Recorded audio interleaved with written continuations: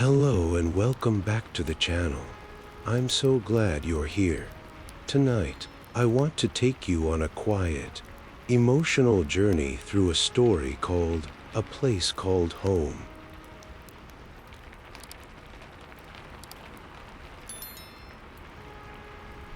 Dad, come on, put the tools down, dinner's ready.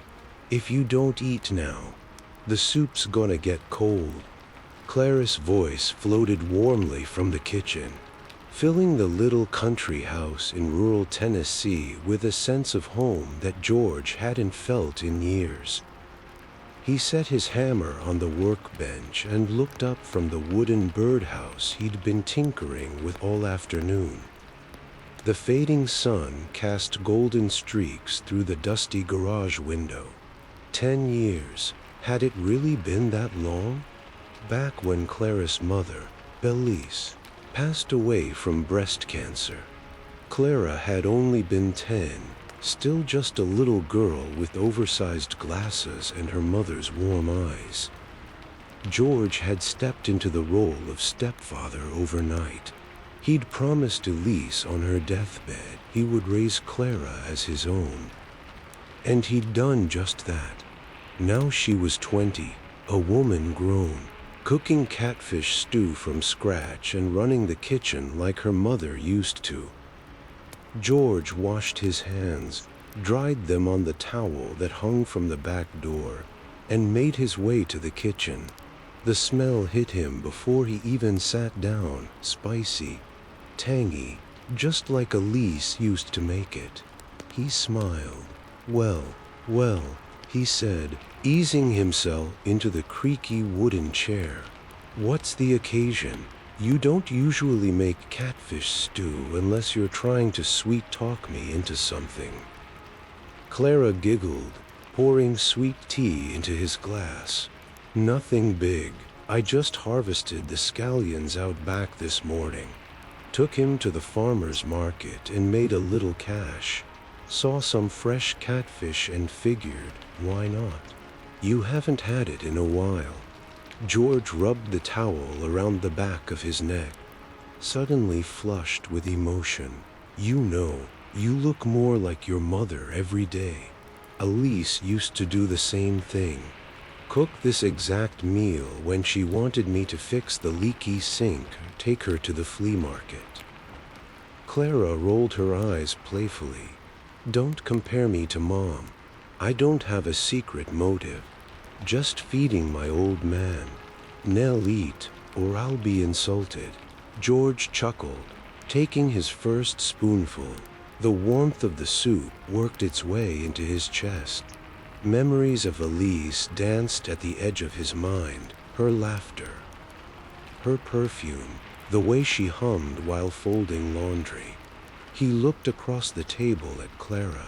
She was smiling at him, but behind that smile was a depth, a maturity she'd grown into. She had her mother's kindness, but there was something else too. A quiet strength, and, if he was being honest, a loneliness that mirrored his own. Suddenly, his eyes stung. Dad? Clara said, voice soft now. He blinked and turned his face away, trying to hide the tears. Just remembering, that's all. Clara stood and walked around to his chair. She wrapped her arms gently around his shoulders from behind, resting her cheek against his graying hair. I miss her too, she whispered, but you can't keep living in the past. Mom wouldn't want that.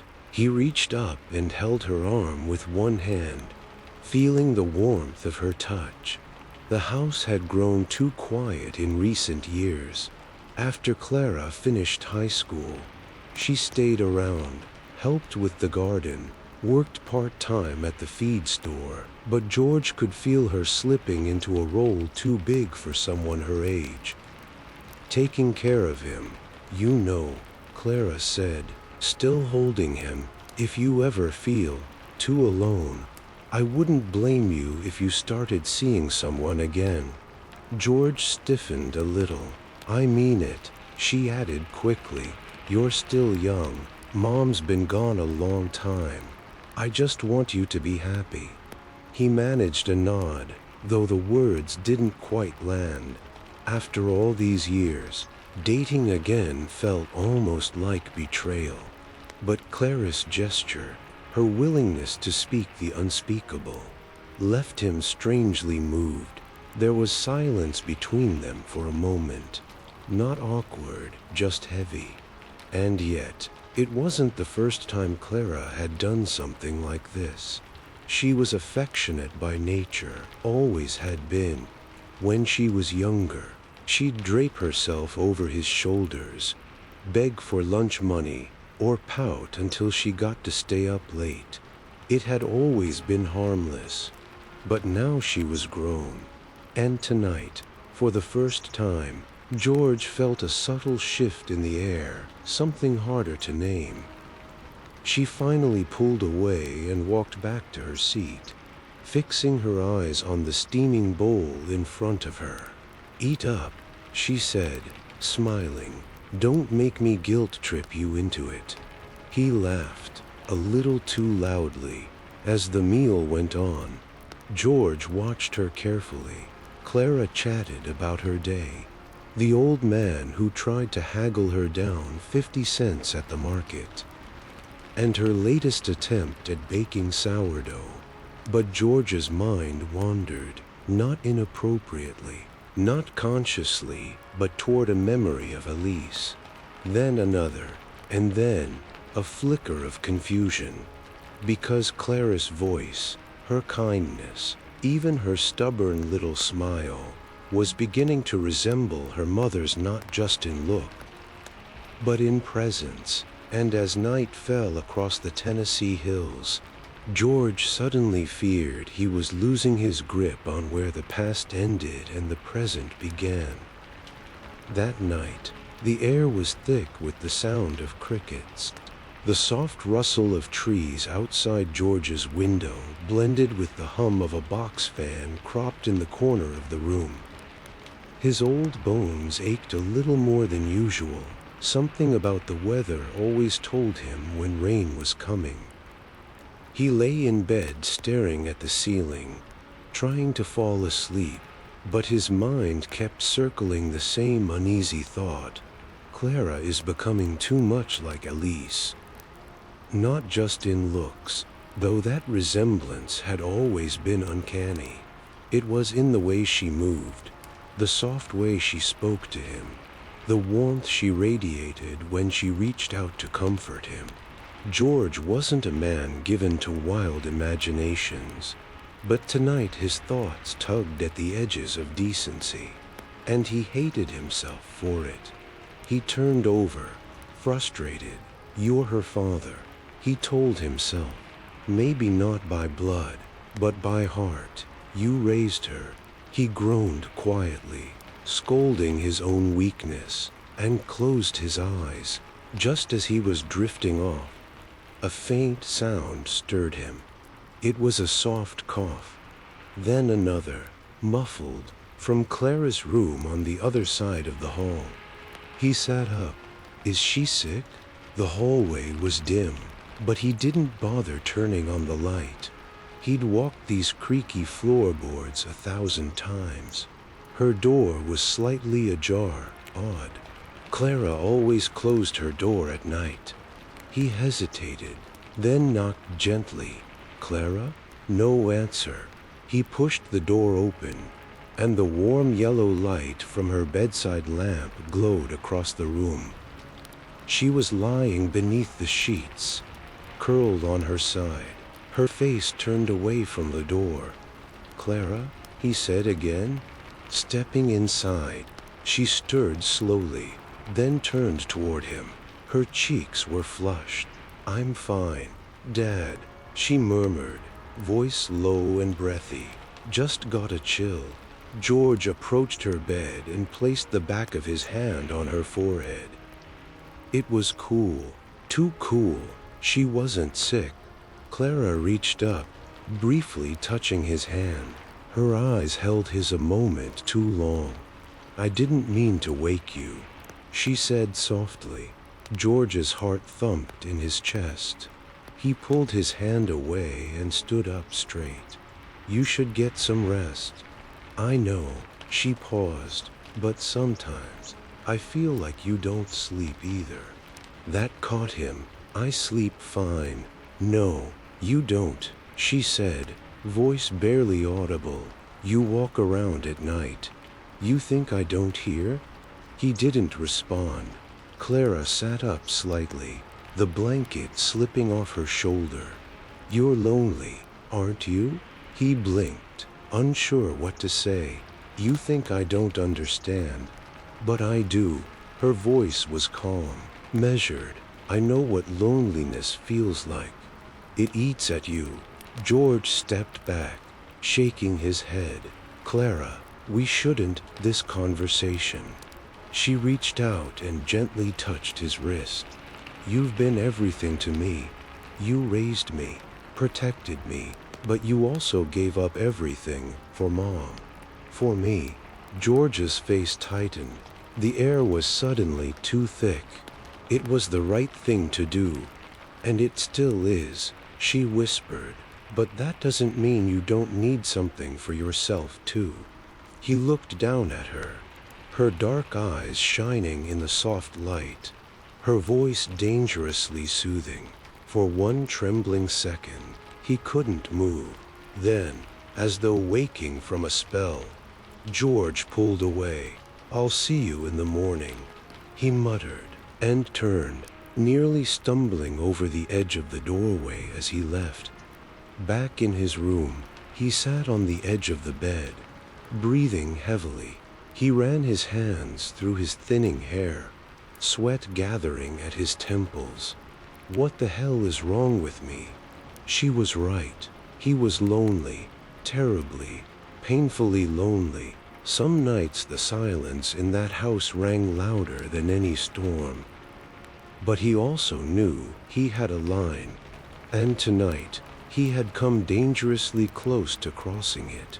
He spent the rest of the night sitting upright, listening to the wind rustle through the trees, waiting for daylight to save him from himself. When morning came, Clara acted as if nothing had happened. She made coffee, fried eggs, even teased him about the birdhouse he'd left unfinished in the garage. He played along, grateful, but when she mentioned that Ben, her longtime pen pal boyfriend, was coming home from his military deployment, George felt a strange, conflicted relief. Ben had been overseas for the better part of 2 years. They'd met through a local care package program, and their letters had blossomed into something more. George had read the early ones, all innocence and flirtation, and seen the spark in Clara's eyes whenever his name was mentioned. Now, she was finally going to move forward with someone her age, someone who could give her a proper life. 2 weeks later, Lara packed her things, not everything, just enough for the first few months at Ben's family home, where she'd be staying while they planned their wedding. She hugged George tight before she left. I'm not going far, she said, her voice catching, just the next count over. I know, I'll still come by, help you with the garden, cook on Sundays. He nodded, heart heavy but grateful. Take care of yourself. Okay, she said. Then, with a shy smile, maybe think about having someone over for dinner sometime. Someone your age. George chuckled, but it didn't reach his eyes. She climbed into Ben's truck and waved as they pulled out of the gravel driveway. He stood on the porch long after the taillights disappeared down the road. The house was silent again, but this time it felt different, not empty, just waiting. The weeks following Clara's departure unfolded slowly, like winter stretching out its last breath before spring dared to step forward. George tried to keep busy. He fixed the loose gate hinge, painted the porch railing, and finally finished that birdhouse. But no matter how much he worked, a silence had crept into the corners of the house and refused to leave. Until she started showing up. Her name was Marjorie, though folks around town just called her Marge. She was Ben's mother, Clarice's soon-to-be mother-in-law, and technically George's new-in-law. At first, she came by under the guise of checking in. I was passing through and thought I'd drop off some preserves.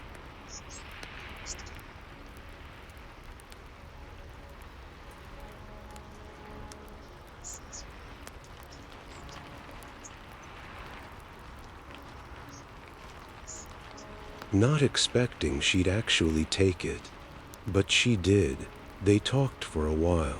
Mostly about the kids. She asked about George's old workshop. He showed her the birdhouses. She admired the one shaped like a little chapel. The second time she came, she brought coffee cake. The third time, she came with lunch and stayed through the afternoon, helping George clear out the shed. By the end of that month, Marge was dropping by almost daily. George wasn't blind. He saw the way she looked at him, soft but curious. Like someone who'd seen enough disappointment in life to appreciate a man who simply stayed. She was different from Elise, where Elise had been gentle, quiet, and inward. Marge was earthy and vibrant. She laughed from her belly. She teased him when he got lost in his own thoughts. She knew when to push and when to sit in silence beside him. He liked her company, but he also felt something else, guilt. Am I allowed to move on? Sometimes, when she stood too close in the kitchen, or brushed a speck of sawdust from his shirt, George would step back, politely, but purposefully. He wasn't sure if it was out of respect for Elise's memory or for Clarice.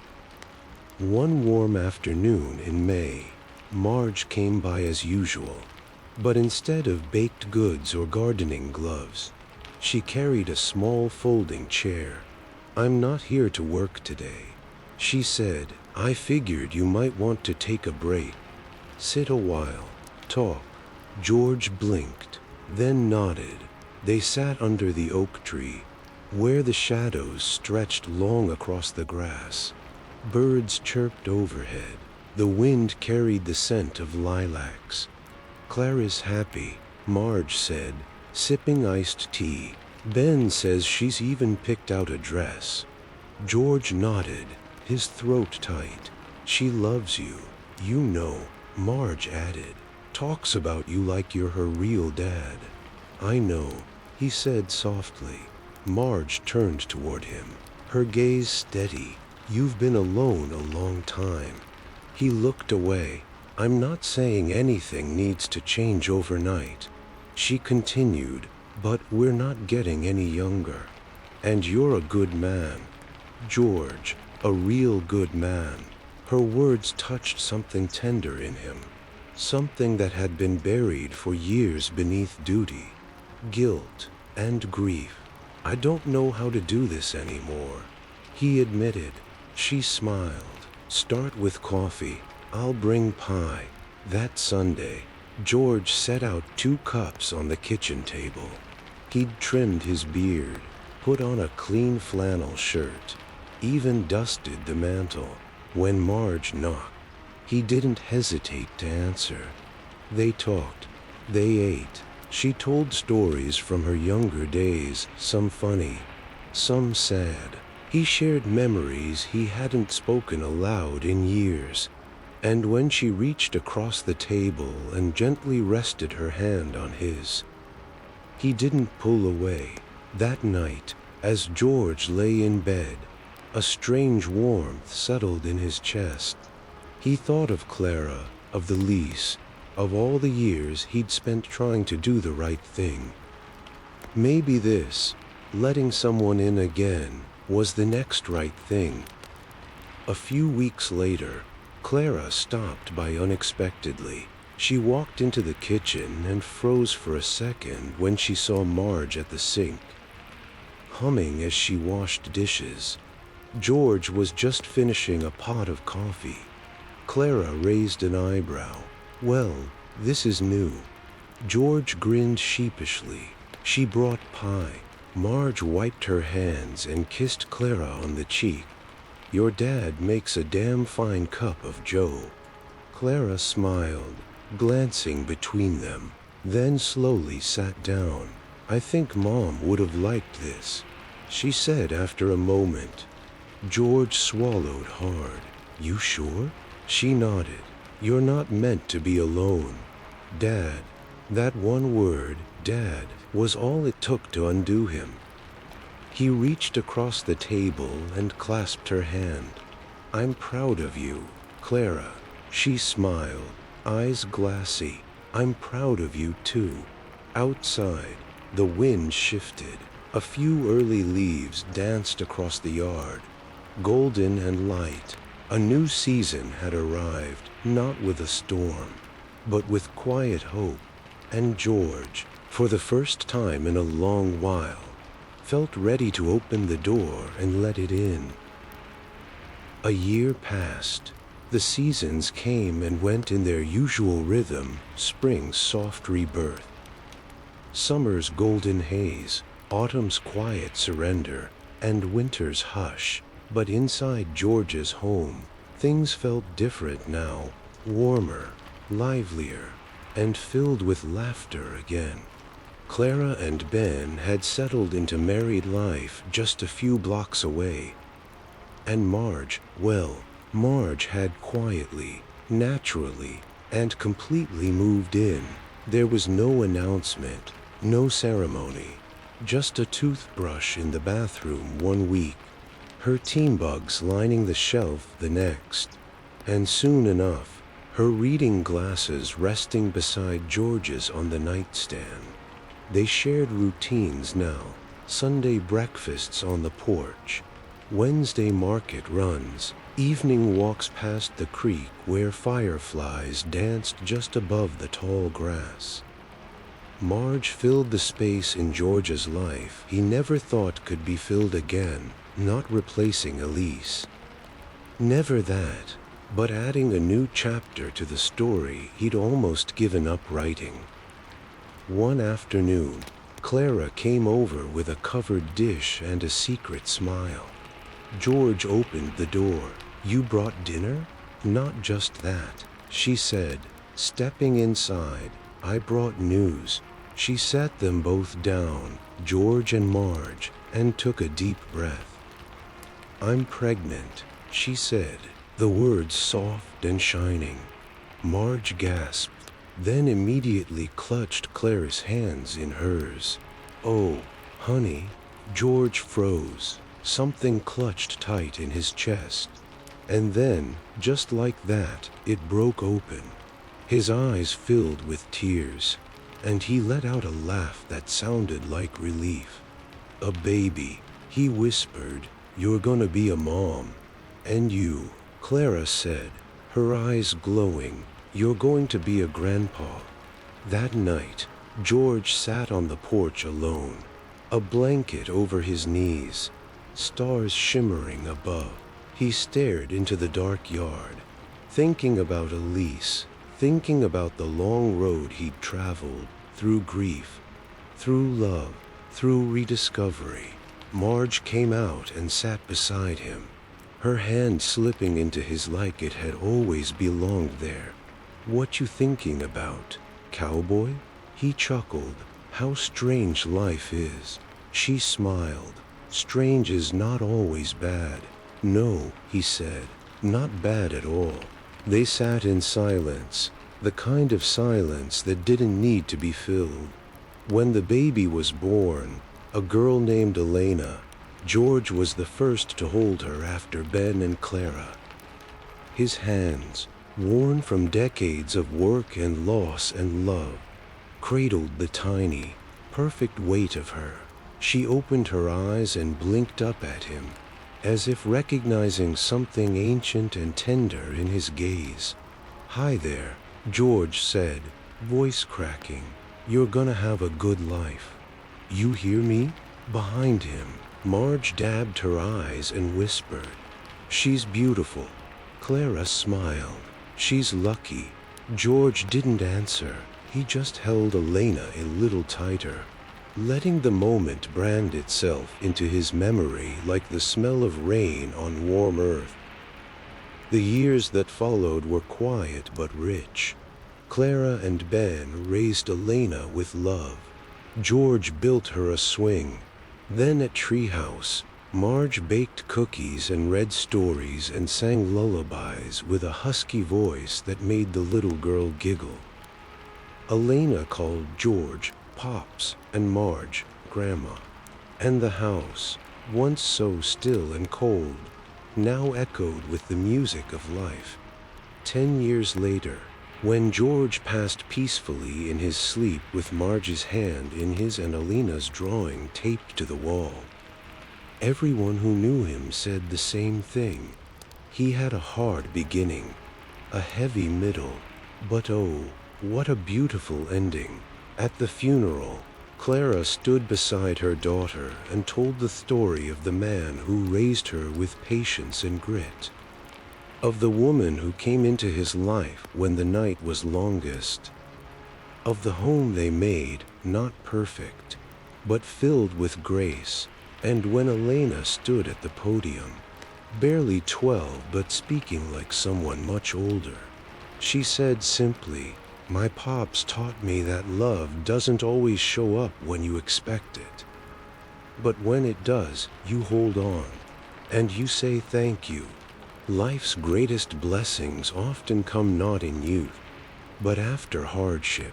And love, real love, is not just who you start with, but who chooses to stay when the storms have passed.